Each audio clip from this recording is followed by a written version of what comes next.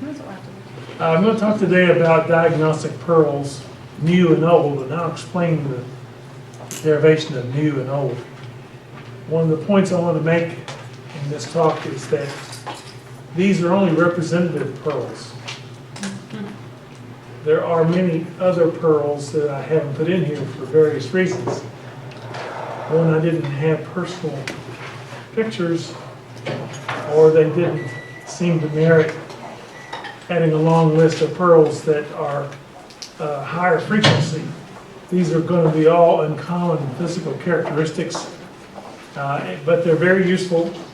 And you have to remember that a pearl is in the eye of the beholder.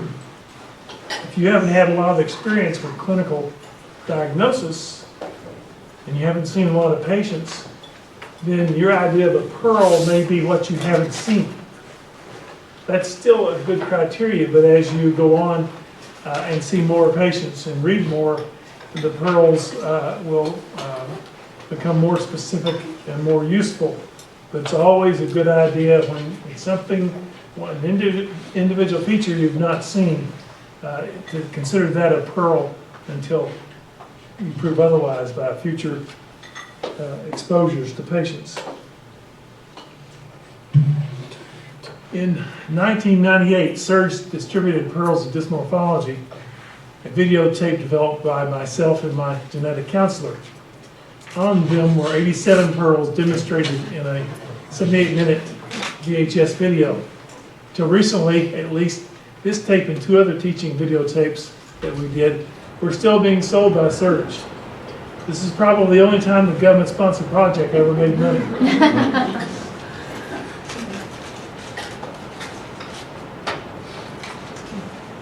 The original pearls, I have a DVD. It's old. It's not part of this talk. I'll talk about some of the disorders that are on it. The new pearls are on the videotape or on the disc that we'll be talking from today. The original pearls dealt with a number of physical characteristics, such as involving the face, like the diagonal sideburn hair of Treacher Collins. That tuft of hair that doesn't go vertically down, but comes across and goes to the corner of the eye. This is something that's not seen in any other disorder, so it becomes very useful. Iridodyskinesis is where the eye jiggles when it moves, and that's because the lens is unstable. So when you move and stop, it vibrates. And the whole center of the eye, which be represented by the dark of the eye, jiggles like jello. And so there's very few disorders in which that is a feature. And this is less useful. The beaked nose, this classically Curzon's and very dramatic, where the nasal bridge is high, the nasal tip is hooked down, and the middle 1/3 of the nose is elevated above both of those. The philtrum being short is not a rare feature, but it's found in 100% of Wolff-Hirschhorn patients. It's 4p deletion disorder. So as part of the overall features, this becomes useful in reaching a clinical diagnosis. The mouth, the lower lip pits, common in van der Rohe syndrome, but found in very few others, with rare exceptions involving one or two disorders. Ear cysts, which are found in diastrophic dysplasia. This is also a hitchhiker thumb syndrome, an endorphin condition. It is found primarily in that disorder, so when you see them, that's the first thing one should think about, particularly in someone who has short limbs. The neck subauricular clefts, these clefts can be hemangiomatous looking or reddish, and that's found in the branchiootofacial syndrome and no other disorder. Now, I will tell you that the branchiootofacial syndrome, the lesion that's red doesn't always have to be red.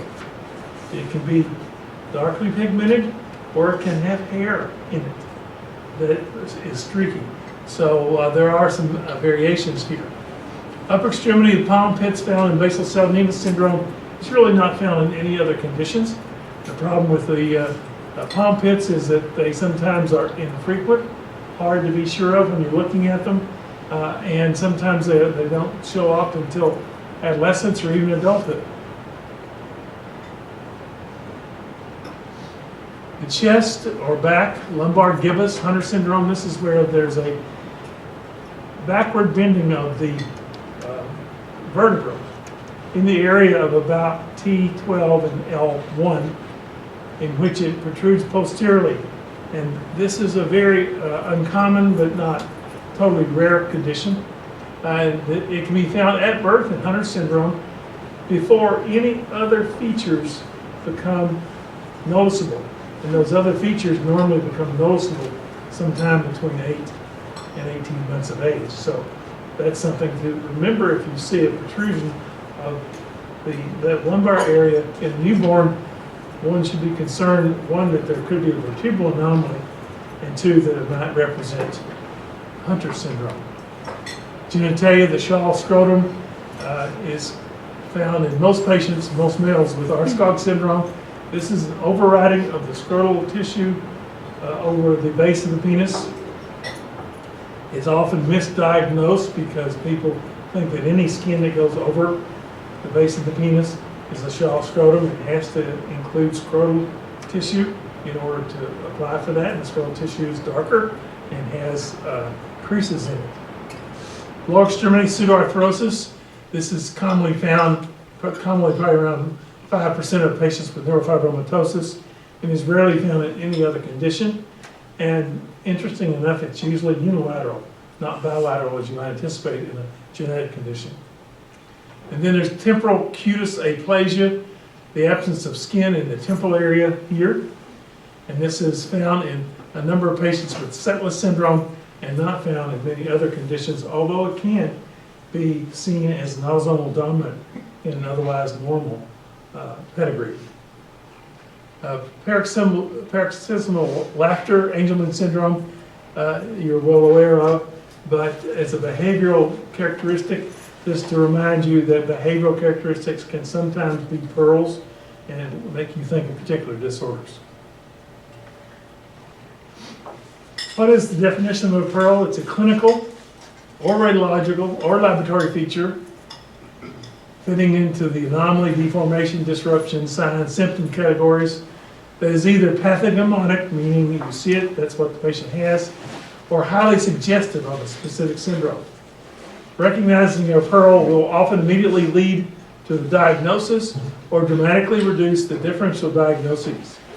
In some cases, the pearls bring forth a diagnostic possibility that you had considered prior to observing the feature. New and old pearls, only a few of the previous pearls will be shown today, as I've already mentioned. The new pearls may not be truly new, just truly recently recognized as being present, but they at least represent a lesser known feature of a particular syndrome or a rare but unique feature of that syndrome. Old pearls simply infer that the finding was there, but its value was not appreciated or is not recognized clinically. The first condition I want to show you to represent pearl is the Gomez-Lopez Hernandez syndrome. And they have this unique scalp alopecia pattern among other features that you see here. And this is the pattern of alopecia. It's sort of diagonal and goes from anterior to posterior. And it seems to be repetitive among all the patients. These patients have the other features, but this is the one that stands out and should make you consider this diagnosis.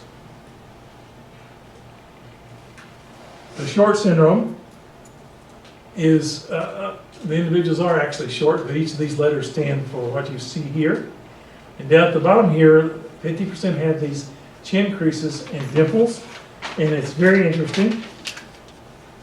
These dimples are not in the central portion of the chin fat pad. They're at the lower margin of the chin, and some even tuck under the chin. And you can see this repetitive here. Doesn't show up as well here. This is a pearl for this disorder, maybe long before you recognize the patient's not growing or some of the other features. This talk was put together originally in 2008, And the gene for the short syndrome at that point was not recognized, but it has been since. It's the PIK3R1 gene, and this is an autosomal dominant. There are some well-described dominant pedigrees. The ABCD syndrome is a syndrome in which the A stands for albinism, the B for black scalp hair lock, C for migrational defect of the gut, and D for deafness. And this hair patterning is very unusual. And this is the black RABC syndrome. And this is extremely rare. This is not a patient of mine. And there's maybe 4 or 5 patients reported in the literature. So when you see something like that, you don't say, oh goodness, I've never seen this before.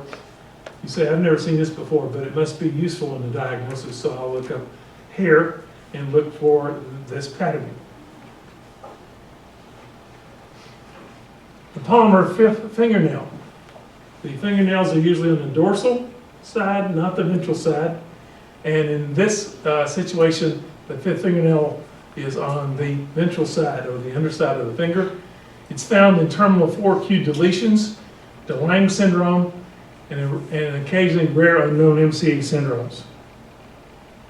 And it's very uncommon even in DeLange. I've only seen one patient among probably 100 patients I've seen with DeLange syndrome who had this. But it's been reported elsewhere, and here you see a Polymer nail, the nail on the opposite side of the digit here also.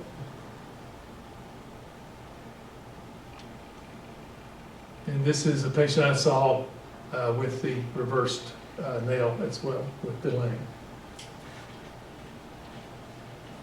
The hair collar sign, we don't know the etiology of this, there may be multiple.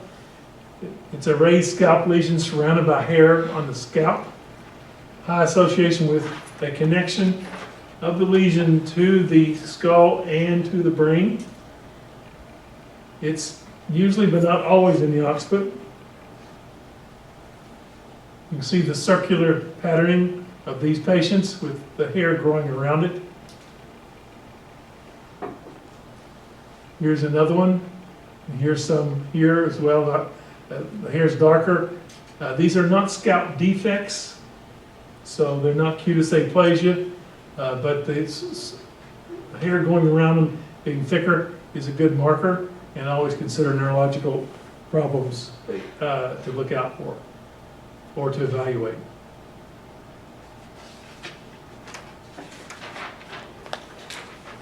Hemi hypoplasia dermal atrophy. Not only is the pearl of this, which is the hemi hypoplasia, but the dermal atrophy of the dorsums of the hands and feet. So there's cutis aplasia and absence of the subcutaneous fat tissue and potentially of some of the muscle mass. There's only about 5 patients in the world with this, and one walked into my office once for an evaluation, and I thought, my goodness, I've never seen this. This is going to be interesting. And I looked at that time, there was only one other case in the world, and that was in a volume that was published by a German author, Wiedemann, and he had it under his unknown section. He went through a lot of well-established disorders, and then he had about 15 or 20 pages of individual patients that he'd seen that he wasn't able to diagnose, and that one of the patients was in that. I'll show you a picture of that. They have other things that are interesting. They have various hyperpigmented patches. The fifth fingers and toes are always hypoplastic. And again, the etiology is still unknown in this condition. This is the dorsal dermal hypoplasia of the hands and the feet. This is usually over the carpal and metacarpal region and the comparable region in the feet. This is Wiedemann's patient showing you the same thing. And you can see here the hemihypertrophy, one leg over the other. You can't see the pigmentary abnormalities, which are primarily truncal and back, and they're hyperpigmented in most cases. Cutis gyrata and acanthosis makes up part of the Behr-Stevenson syndrome, which is part of the cranial synostosis groups at TMQ. They have deep furrows and creases on the forehead, and these are vertical creases, but they have similar creases at different areas of the body involving the ears, the umbilicus, and the anus. These are not clearly vertical or horizontal. And then they have acanthosis at a very young age involving the neck and under the arms and behind the elbows, and they can get it also of the umbilical area. This is the first patient I saw with this condition. I called up Roger to tell him I had a patient that I think thought he had his syndrome. The problem with the original case by Behr was the individual lived to be an adult, and he looked a lot different, and his vertical creases of the forehead were much less dramatic. Note there's the creases here on the ears. This patient eventually died. He also had congenital heart defect and severe cranial synostosis. The erect nipple, you wouldn't think the nipples would play much into rarity or usefulness, but in this condition it's 100% frequency in the Rabson-Mendenhall syndrome. And the acanthosis is not present at birth, but develops later, usually by 2 years of age. It's a severe insulin resistance disorder. They have growth deficiency and diabetes, and it most likely is autosomal recessive, but the gene for that, to my knowledge, has not been identified. Here's the acanthosis under the arms, but look at how the nipples are raised. And what causes this, we think, is that anybody who has excessive insulin, the nipples become prominent. That's a effect, physiological effect of high insulin levels that are constant. And so you get these elevated nipples. They also will develop, because of this, they develop skin pedunculated lesions in this disorder. And here's the Acanthosisnigricans, which is on the neck of this boy, which developed sometime after 1.5 years of age. And they have a coarse facial features. Unusual fat distribution. Again, anything that doesn't click with what you've seen before is important to give credence to and weight to until you prove otherwise. This condition is very rare. It involves a pre- and post-nasal growth deficiency. They have sparse scalp hair, thin skin. They have a relatively large looking head, but it's not actually large. And they have a progeroid type group of features. But they have these lateral suprapubic fat pads, which I'll show you in just a second. And it's probably an autosomal recessive. Neonatal progeria was another term that's used for this, which is not a good term for this because it's not progeria. Here's this little girl who's a cutie. She doesn't look cute, but she is cute. And they often will have a somewhat prominent tongue, a little bit of prognathism, sparse scalp hair, and here you see the lateral fat pads. Then in a child who has decreased subcutaneous tissue, shouldn't have increased flocculated tissue, and this is contra to what you would expect. Look how the buttocks are underdeveloped as far as fat deposition.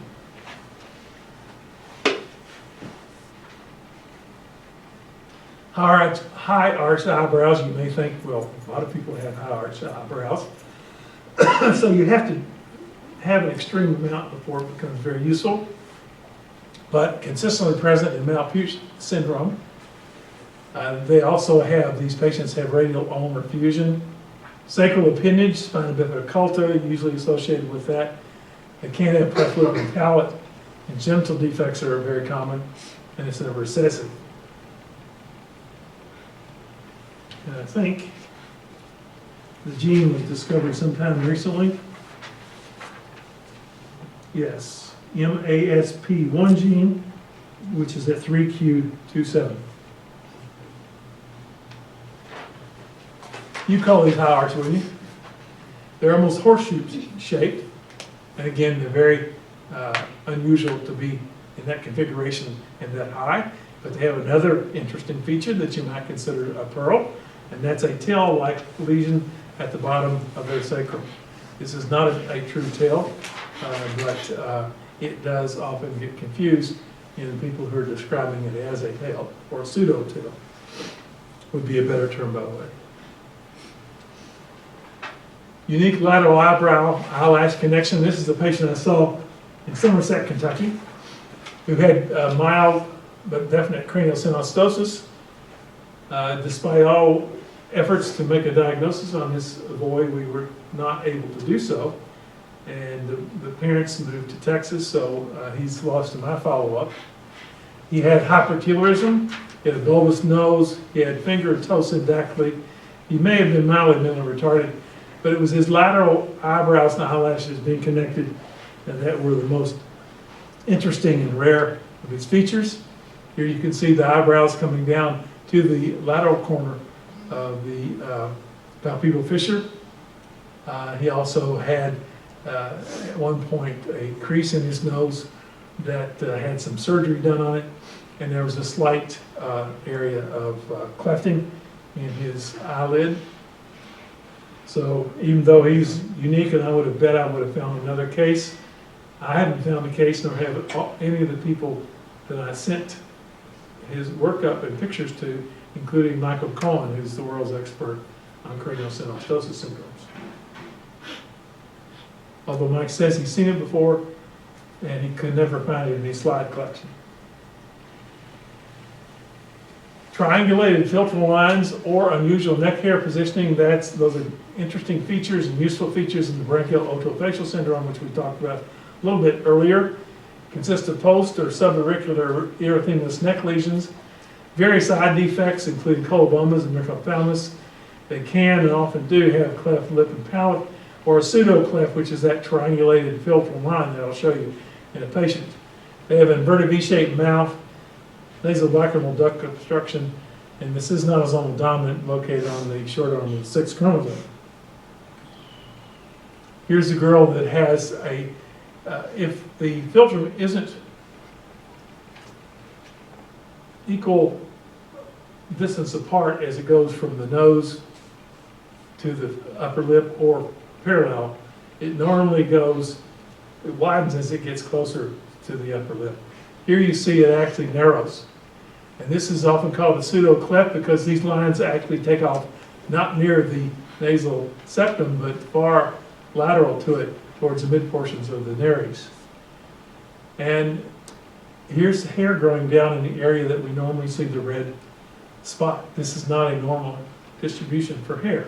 So these two features were very suggestive of the branchial otiofacial syndrome, which he was proven to have by molecular testing.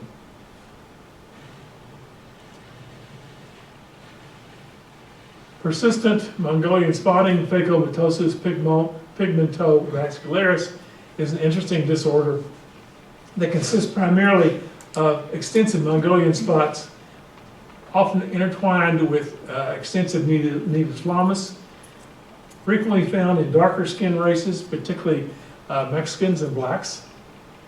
There's an increased frequency in this condition of other central nervous system or eye defects that are sometimes seen in Sturge-Weber and Klippel-Konradi syndrome. All cases have been sporadic, suggesting a post-zygotic mutation, but there's been no studies on the skin of these individuals. I don't know if this really shows well enough. It really doesn't, but she's covered with these cutis marmorata lesions and hyperpigmentation here, here, and here.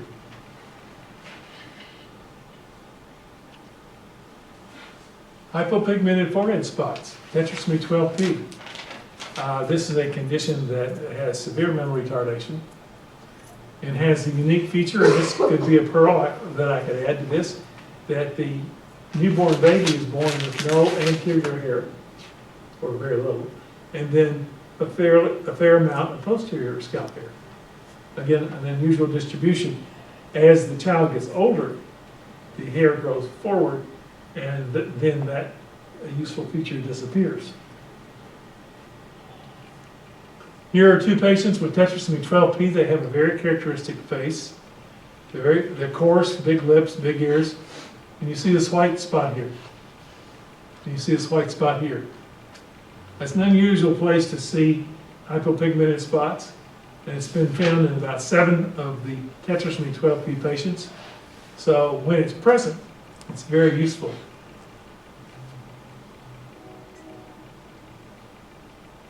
Here's some others. I don't know if the contrast here is not going to be good enough to show them, but they all have scalp, forehead lesions. Here you see another one there from the literature. So you never know. There's no useless physical characteristics if you're not used to seeing them. They become useful immediately if you haven't seen them much or they're not reported as part of the syndrome much. Hairy throat, everybody laughs when you hear that. They think it's hair inside the throat. Actually, it's hair on the interior, exterior part of the neck in the central portion. It can be associated with mental retardation, motor or sensory neuropathy, corneal retinal degeneration. This is probably somewhat a heterogeneous disorder. The exact inheritance hasn't been worked out, although there is a good evidence in a couple of pedigrees of autosomal dominant. And here is the hairy throat. I don't know if you can see it there.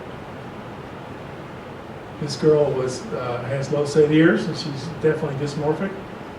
But there's not been a distinct pattern with this particular feature. It's just not found normally in otherwise normal individuals. Amastia athelia, obviously if you're missing a breast or your nipples, then that can be a very useful and rare feature. Even in ectodermal dysplasias, it's not found in any of the ones that have it more than 4% of the time. So it's a useful feature. And the amastia or athelia, absence of the nipple, may not actually be absent. It may just be so hypoplastic that you can't determine it. And as a person gets older, it will identify itself by color more than anything else as a nipple. But normally the breast doesn't develop underneath that nipple. And if the breast is absent, there's usually no nipple at all. And this is found in B63 disorders primarily. It has, as I mentioned, a low frequency but increased frequency in X-linked hypohydrotic ectodermal dysplasia, incontinence pigmentum, and the Polymer syndrome, where you have absence of the pectoralis major muscle. They have an increased frequency on the involved side of missing nipple and breast. The females who have it, you don't see the missing breast obviously, but when they go into puberty, frequently there's an absence of growth of the breast on that side. Here's a mother who has a P63 disorder. This is her when she was born. She had no nipples, athelia, and didn't develop any breast tissue when she got older. This is her son here. It is a cleft lip and palate, and had very, very faint nipples.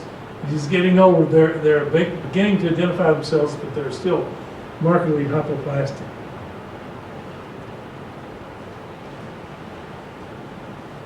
Symptoms can be useful, and I'm just giving you a few examples here.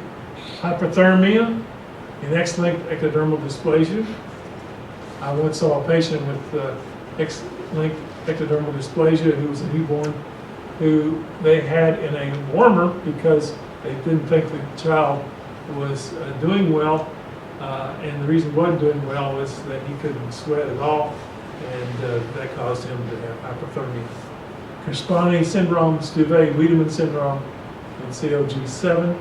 Rapid respirations are found in Gilbert and Pitt-Hopkins. Usually these are inconsistent but periodic. And excessive sweating in Russell-Silver syndrome because of presumed low blood sugars, and the Stuve-Wiedemann syndrome.